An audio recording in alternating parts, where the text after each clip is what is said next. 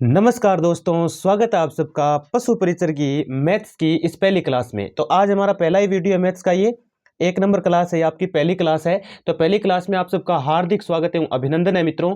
तो इस क्लास के अंदर हम सारे के सारे जितने मैथमेटिक्स के मतलब आपके टॉपिक्स लगते हैं उन सबसे रिलेटेड वस्तुनिष्ठ प्रश्नों को करने वाले हैं।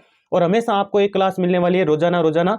तो चिंता मत कीजिए, आपको पूरा स्कोर करना है 105/105, यानी नौकरी थाने सारा लागणो है। तो नौकरी लागण खातर मेहनत तो करनी पड़सी। देखो 105/105 करने खातर सारी एक एक क्लास ने हमेशा लेता रहा। और लास्ट में जरूर बताया कमेंट करके कि वीडियो आपको कैसा लगा और कैसे आपको प्रश्न लगे। और बिल्कुल एकदम ऐसे कैसे प्रश्न आपको देखने को मिलने वाले हैं इस भर्ती में। तो चैनल पर यदि नए विजिट कर रहे हो तो चैनल को सब्सक्राइब अवश्य कर लीजिएगा। चलिए टाइम को वेस्ट नहीं करते हुए शुरू कर देते हैं। तो सबसे पहला ही प्रश्न आ जाता है। देखो सभी कैंडिडेट्स को मेरा यही कहना है, सभी मित्रों को, कि ये जो क्लास है आपकी, ये लगभग 20 से 25 मिनट की होने वाली है। तो 20 से 25 मिनट की क्लास को यदि देखने आए हो तो पूरा देख के जाइएगा, नहीं तो मत देखिएगा, चाहिए कोई दिक्कत नहीं है, ठीक है। एक एक प्रश्न आपके लिए महत्वपूर्ण है और अच्छे अच्छे प्रश्न हैं ये सारे के सारे, और ऐसे ही प्रश्न अक्सर पूछे जाते हैं, ठीक है। तो चलिए शुरू कर देते हैं। तो पहला प्रश्न आप देख पा रहे हैं, जैसा कि यहाँ पर प्रश्न आपका ऐसा, प्रश्न में लिखा है, क्या लिखते हैं, प्रश्न में लिखते हैं कि 6 सेंटीमीटर त्रिज्या के एक गोले को पिघलाकर 2 सेंटीमीटर त्रिज्या के कितने गोले बनाए जा सकते हैं। यानी क्षेत्रमिति से आया ये सवाल, वो आपके पृष्ठीय क्षेत्र आयतन वाले टॉपिक से आया है। 6 सेंटीमीटर त्रिज्या के एक गोले को पिघलाया जाता है, यानी एक बड़े गोले को पिघलाया जाता है और छोटी छोटी गोलियां बनाई जाती है। तो बताओ कितने गोले बनाए जा सकते हैं 2 सेंटीमीटर के, आपसे ये पूछा गया है। तो आराम से आप बता सकते हैं, कोई दिक्कत ही नहीं है इसमें। तो 6 सेंटीमीटर जगह एक काम करना आपको सीधा सा नॉर्मल सा है। देखो पहली बात तो ये बात गोले की चल रही है, तो इसका आयतन आपको पता है 4/3 पाई आर क्यूब होता है। तो यार हमें इतना टाइम कैसे मिलेगा, हम ऐसे सूत्र लगा के थोड़ी बैठेंगे। तो आपको करना कुछ नहीं है। अब छोटे गोले की त्रिज्या 2 है, बड़े गोले की त्रिज्या 6 सेंटीमीटर दे रखी है। तो बहुत आसान सा काम है। छोटे मतलब बड़े वाले के आयतन में छोटे वाले के आयतन का भाग दे दीजिए। अब आप जैसे ही ऐसे करोगे पाई आर क्यूब, इसके लिए मैं 1 ले लेता हूं, ठीक है। और 4/3 पाई आर क्यूब, इसके लिए मैं 2 ले लेता हूं। भाई छोटे वाले के लिए त्रिज्या को 2 लिख दिया और बड़े वाले के लिए त्रिज्या को 1 लिख दिया। ये तो आपको पता है कैंसिल हो जाना है, तो लिखने की जरूरत ही नहीं है। तो ट्रिक क्या काम करोगे, ट्रिक कौन सी काम आई, तो ट्रिक यहाँ पे ये काम आ गई कि बड़े वाले की जो त्रिज्या दे रखी है उसको जैसा का जैसा है ऊपर गुणा कर दीजिए और छोटे वाले की त्रिज्या को नीचे गुणा कर दीजिए। जब भी कोई संख्या का सवाल आता है, चाहे संख्यों की संख्या पूछे, बेलनों की संख्या पूछे, किसी की भी संख्या आपको पूछी जाए, तो आपको करना कुछ नहीं है। जो त्रिज्या दे रखी है उसमें ऊपर जो त्रिज्या बड़े वाले की लिख देनी है, नीचे छोटे वाले की लिख देनी है। बाकी पाई वाई जो भी है, साथ में गुणा में कोई भी गुणांक आता है तो वो तो कट ही जाना है, ठीक है। तो इसमें देखो अब काट लो आप, 2 से ये कटा 3 बार, ये कटा 3 बार, ये भी कटा 3 बार, तो कुल मिला के 3 तिया 9, 9 तिया 27 हो गया। तो 27 आपका करेक्ट आंसर हो जाना है यहाँ पर, ठीक है। तो 27 आपका उत्तर हो जाएगा यहाँ पर, ठीक है। चलिए चलते हैं अगले प्रश्न की ओर। अगला प्रश्न है आपका, जिसमें देखो क्या लिखा है इन्होंने। प्रश्न में लिखते हैं कि 120 सेंटीमीटर परिमाप वाले एक वर्ग के अंतर्गत खींचे गए सबसे बड़े वृत्त का क्षेत्रफल कितना होगा। अब यार वृत्त का क्षेत्रफल, पहली बात तो ये है कि ये फॉर्मूला होता है पाई आर स्क्वायर। अब पाई का तो देखो, पाई का तो मान आ रहा है साथ में, पाई का मान सबको पता है आपको 22/7 होता है, 22/7 तो सब में आ रहा है। लेकिन दिक्कत ये है कि यहाँ आर स्क्वायर यानी त्रिज्या कितनी होगी, तो हमारे पास त्रिज्या तो नहीं है और तो सब कुछ है। अब ये कह रहे हैं कि 120 सेंटीमीटर परिमाप का ऐसा एक वर्ग है, उसके अंदर एक सर्कल बनाया हुआ है, बड़े से बड़ा सर्कल बनाया हुआ है जो एकदम ऐसे टच कर रहा है। मतलब वृत्त की जो परिधि है वो इनकी भुजाओं को टच कर रही है, ठीक है ना। ऐसे बनाया हुआ है, ऐसे बनाया हुआ है, और इसका परिमाप कितना बता रहा है, 120 बता रहा है। अब आपको तो पता है 4 इंटू भुजा इसका परिमाप होता है, और बराबर लिख देंगे 120। अब यहां से भुजा का मान तो यार सीधा ही आ जाएगा 120 बटे कितना, 4 तेरी 12, 30 आ जाएगा। तो 30 सेंटीमीटर भुजा का मान आ गया। यानी भुजा कितनी आ गई, यहां से लेकर यहां तक पूरी 30 है, ये भी 30 है, वर्ग है तो सभी भुजाएं बराबर ही होंगी भाई इसमें। तो ये भी 30, ये भी 30, ये भी 30, कुल मिला के आप देख लो, यदि इस तरह से इसके बराबर ही है ये लाइन, तो ये तो वृत्त का व्यास हो जाएगा। जब व्यास इसका 30 है तो त्रिज्या तो आपको पता है आधी होती है, तो 30/2 कितना आया, 15 हो गई। त्रिज्या कितनी हो गई, 15 हो गई। तो इसमें देखो 15 का वर्ग इसमें किसके साथ लिखा हुआ है, वो तो इसी के साथ लिखा हुआ है, तो इसमें ए करेक्ट हो जाना है आपका, ठीक है। तो इसमें हो गया ऑप्शन नंबर ए, ठीक है। अगला प्रश्न ऊंचाई और दूरी से आया है आपके। प्रश्न आपका ऐसा एक खंभे की लंबाई 2√3 मीटर तथा उसकी परछाई 2 मीटर, तो सूर्य का उन्नयन कोण क्या होगा। ये आया ऊंचाई और दूरी से, ठीक है ना। अब देखो खंभे की लंबाई दे रखी है, परछाई दे रखी है। देखो कई बार देखो बहुत से ऐसे प्रश्न आएंगे आपको देखने को मिलेंगे कि भाई ये खंभा है मान लीजिए, ठीक है, और ये इस खंभे की छाया है। अब सूर्य इस तरफ है तो इसकी छाया तो यही बनेगी, ठीक है। इन दोनों को ज्वाइन कर लेते हैं तो आपके पास समकोण त्रिभुज प्राप्त होता है कि नहीं होता है बताओ। जब भी आपको ऐसा मिल जाए कि ये एक है और ये भी एक है, भाई जितनी खंबे की ऊंचाई है उतनी उसकी परछाई है, तब तो कोण सीधा बता देना। ये जो उन्नयन कोण होता है वो ये होता है, नीचे जो बन रहा है यहाँ पर, ठीक है, न्यून कोण, इसी को उन्नयन कोण बोलते हैं। ये जब बराबर हो तो बिना सोचे समझे आंख बंद करके 45 डिग्री करके आ जाना, सही हो जाएगा आपका। और यदि 1/√3 अनुपात आता है तो आप 30 करके आ जाना, और यदि √3/1 का अनुपात आता है तो आप कितना करके आ जाना, 60 करके आ जाना, ठीक है। ऐसे ही अब ये ध्यान में रख लो बस कि भाई अब इसका और इसका अनुपात देखो आप, ये तो है खंबे की लंबाई, खंबे की लंबाई तो कितनी इसमें 2√3, और परछाई कितनी, परछाई 2 दे रखी है, ये 2 दे रखी है, दोनों में भाग लगाओ, 2√3/2 भाग लगाओगे, 2 से 2 कटा तो आपके पास तो √3 ही प्राप्त हो गया। और जब भी सीधा √3 हो, भाई √3/1 का मतलब √3 ही होता है, तो कोण कितना आता है 60 डिग्री, तो इसमें आपका बी करेक्ट हो जाना है। तो बताओ कितना आएगा कोण, उन्नयन कोण कितना बनेगा, सूर्य का 49 कोण बन जाएगा 60 डिग्री। अब 60 डिग्री समझ में आ गया ना कैसे निकाला। इतना लफड़े की आवश्यकता नहीं है कि tan थीटा बराबर लंब बटे आधार होता है, वो लफड़ा करने की आवश्यकता ही नहीं है। मैं क्या बता रहा हूँ आपको, 1/√3 मिल जाए तो 30 करना है, √3/1 मिल जाए, सीधा √3 मिले तो 60 करके आना है, और दोनों बराबर मिल जाए तो 45 डिग्री करके आ जाना है। बस 3 प्रश्न हो गए एक साथ, देखो एक साथ 3 प्रश्न हुए कि नहीं हुए, है ना। तो बस इसका अनुपात देख लो, इन दोनों का अनुपात देख लो, लंबाई का और परछाई का। कई बार क्या होता है लंबाई बाद में देता है, परछाई पहले लिख देता है, तो वो भी थोड़ा ध्यान रखना है। यदि ये ऐसे होता ना, यदि ये ऐसे होता तो इसको हम काट देते तो 1/√3 प्राप्त होता आपको, और 1/√3 यानी छोटा मान हो गया √3 से भी, तो 30 डिग्री हो गया, ठीक है। तो उन्नयन कोण 30 डिग्री हो गया। तो इस प्रकार से आपको समझना है हर एक चीज को, ठीक है। चलिए अगला प्रश्न करते हैं हम। तो मित्रों अगला आपका प्रश्न है, प्रश्न में लिखते हैं निम्न में से पूरक कोण युग्म कौन सा है। पूरक कोण युग्म पूछा है आपसे, ठीक है ना। तो पूरक कोण कौन से होते हैं भाई, ऐसे दो कोण, ऐसे दो कोण जिनका योग कितना हो 90 डिग्री हो, और ऐसे दो कोण जिनका योग 180 डिग्री हो, वो तो होते हैं संपूरक। क्या होते हैं, संपूरक है। और 90 डिग्री जिनका योग होता है वो होते हैं पूरक। अब यहाँ देख लो किसका 90 हो रहा है, यहाँ तो 180 हो रहा है, ये तो नहीं हो सकता। और 65 ये भी 90 से ज्यादा चला गया। 76 कितना होता है, ये 90 हो रहा है भाई, ये 90 हो रहा है, तो यही आपका करेक्ट हो जाएगा, क्योंकि पूरक कोण वो होते हैं जिन दो कोणों का योग 180 डिग्री होता है, सॉरी 90 डिग्री होता है। 90 डिग्री वाले कोणों को तो पूरक कोण कहते हैं, 180 वालों को संपूरक कहते हैं, ये ध्यान में रख लेना बस। तो 76 और 14 होता है 90, तो 90 76 और 14 वाला क्या हो गया, सही करेक्ट हो जाएगा, ठीक है। ये तो ज्यादा चला गया, और ये देखो ये भी बहुत ज्यादा हो रहा है, ये तो 150 हो रहा है, ठीक है। 90 से ज्यादा होना ही नहीं चाहिए। पूरक कोणों का योग, पूरक कोण तो वो होते हैं एक दूसरे के जिनका योग 90 होता है, ठीक है। अगला प्रश्न आपका, अगला प्रश्न देख पा रहे हैं यहाँ पे कि a² - b² बटे में a - b बराबर किसके है। तो ये आया बीज गणित से आपका सवाल, ठीक है। तो आपको पता होगा यार, a² - b² सर्वसमीका होती है, इसका मतलब होता है एक बार a+b और एक बार होता है a-b। अब सवाल आपका ये, तो हम ऊपर लिख पाएंगे a+b और एक बार a-b, और बटे में क्या है a-b।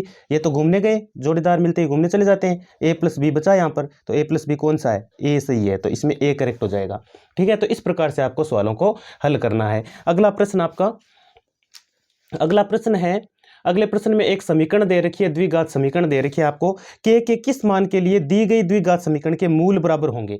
अब यार मूल बराबर होने के लिए ना एक होता है डी, जिसको बोलते हैं विविक्त कर, ठीक है ना, विविक्त कर। यदि 10th क्लास में यदि कोई कैंडिडेट, पुराना कैंडिडेट देख रहा है जो 10th कर चुका है बहुत पहले, नहीं पता है, तो डी का मान होता है b² - 4ac, और तुलना करनी पड़ेगी आपको किससे, ये होती है भाई bx + c = 0। ये व्यापक रूप होता है समीकरण का, किसका, समीकरण का व्यापक रूप होता है किसका, द्विघात समीकरण का। अब यहाँ तुलना करके देखो, a का मान कितना है 2 है, b का मान कितना है, b की जगह -k है, और c की जगह 1 है, तो a का मान कितना 2 हुआ। सीधा देख लेना है आपको, तो परीक्षा में इतना ज्यादा नहीं करना है, -k है और c का मान 1 है, ये तीनों मान हो गए। देखो ये a हो गया, ये आपका b हो गया, ये आपका c हो गया। अब यहाँ बस वैल्यू रख दो। मूल बराबर होने के लिए क्या होता है, d = 0 होता है, ये ध्यान रखना। 3 शर्तें ध्यान में रखनी पड़ेगी।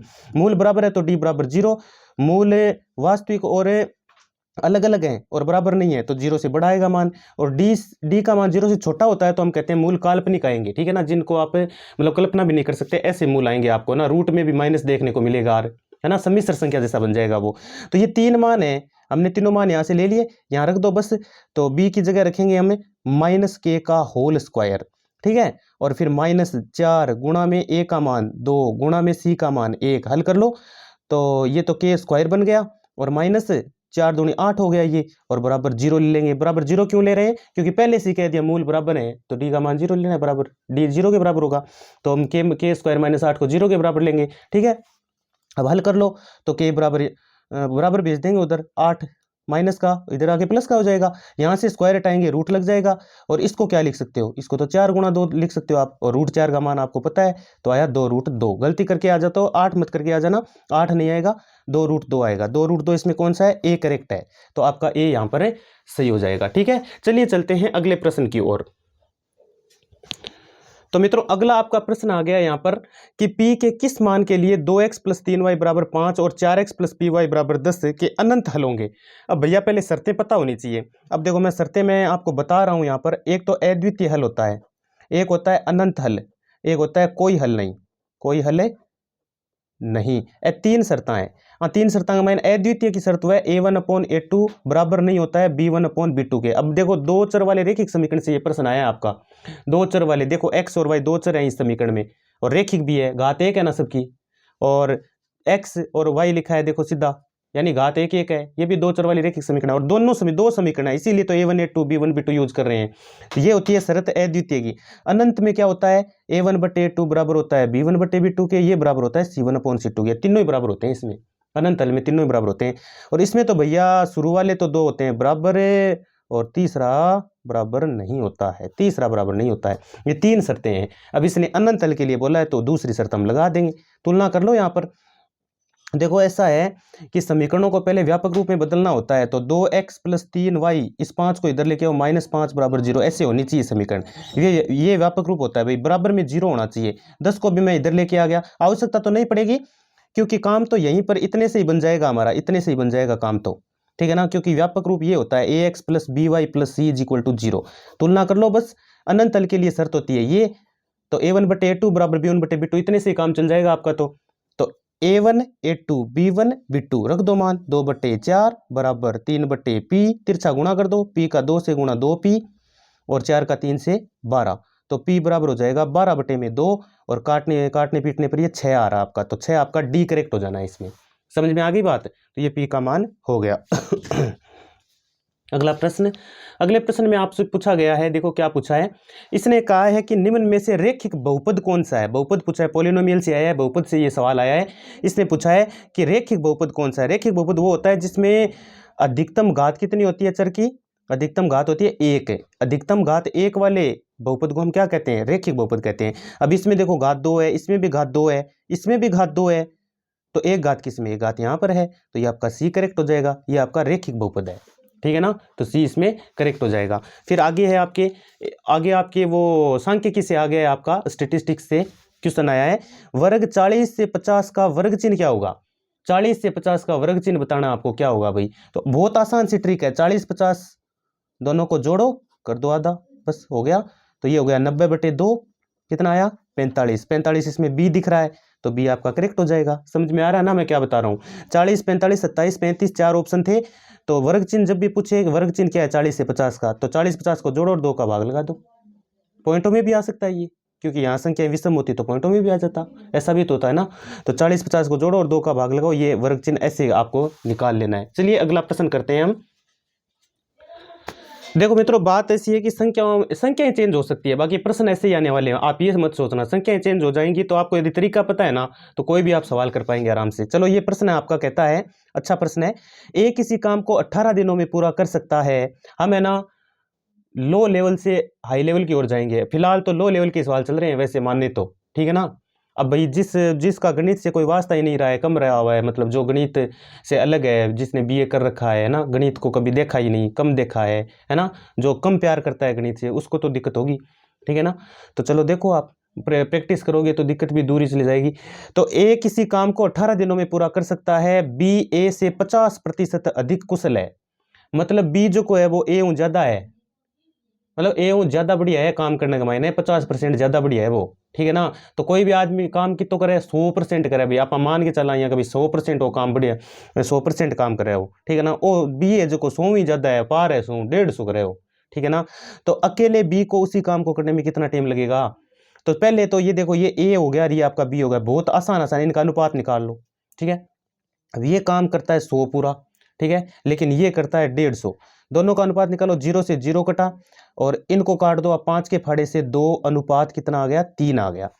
अब थाने निकालनो काम क्यों है, बी को निकालना है या ए को निकालना है, तो थाने तो बी को निकालना है। तो जगह को निकालना है तो बिन तो लिखो 8 और ऊपर तो लिख दो कुल काम, ऊपर तो लिख दो कुल काम, और बट्टे में क्या लिख देसो, बट्टे में लिख देसो बी की क्षमता, बी की क्षमता, मतलब जक्के की निकालनी है, बी की क्षमता नीचे लिख दो कितनी क्षमता है।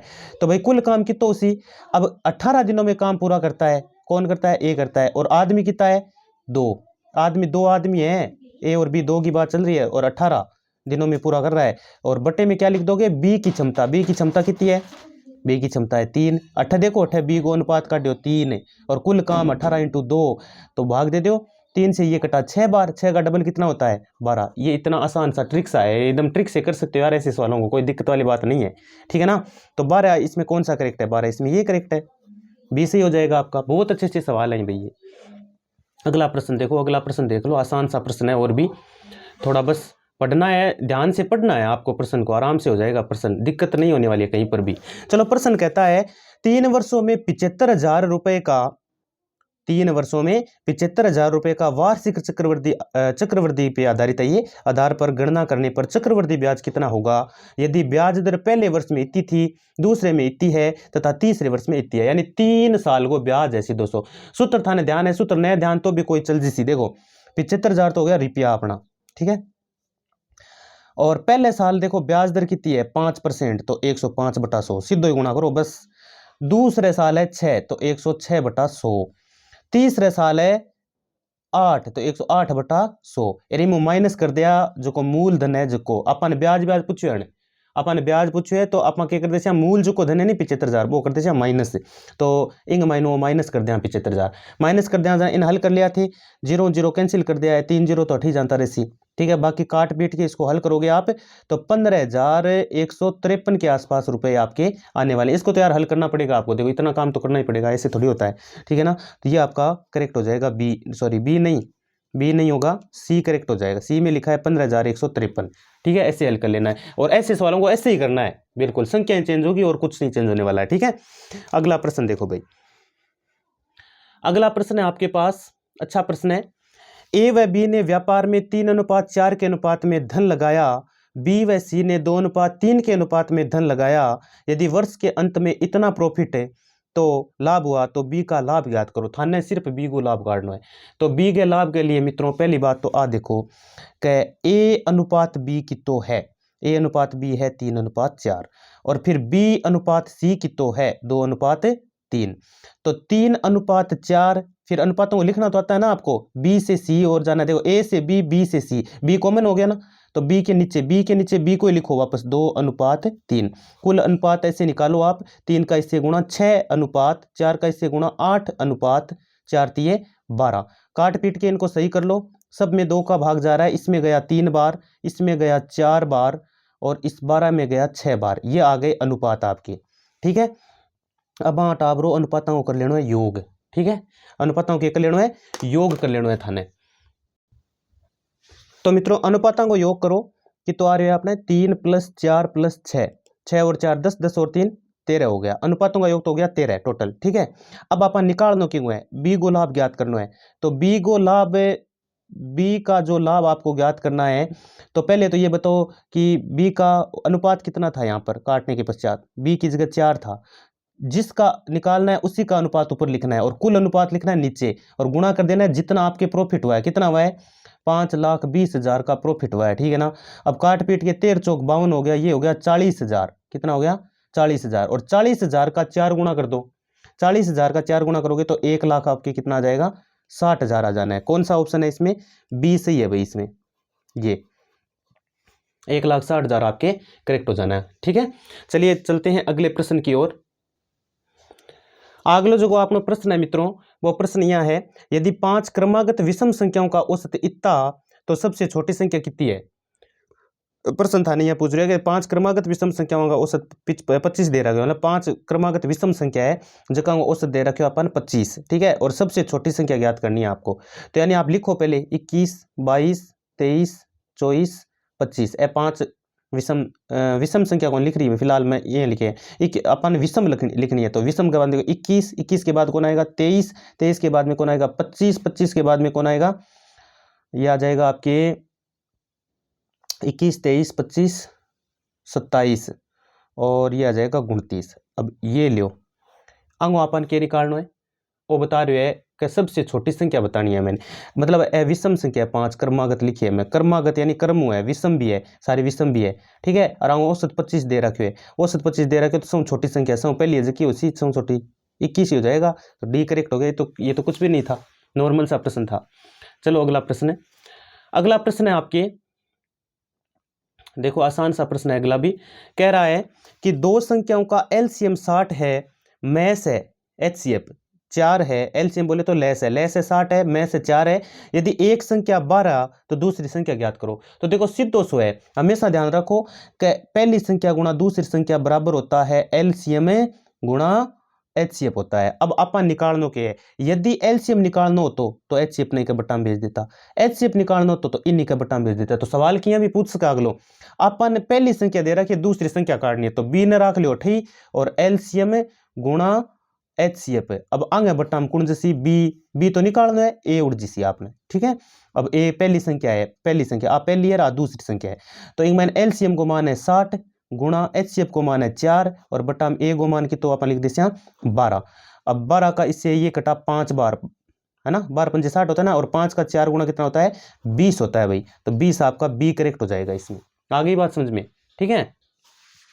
अब अगला प्रश्न है आपके, अगला प्रश्न आया है आपके सरलीकरण से, ठीक है। ये कह रहा है कि 5 सहित 3/x गुणा में 3 सहित 1/2 बराबर में 19, तो x का मान बताओ कितना आएगा।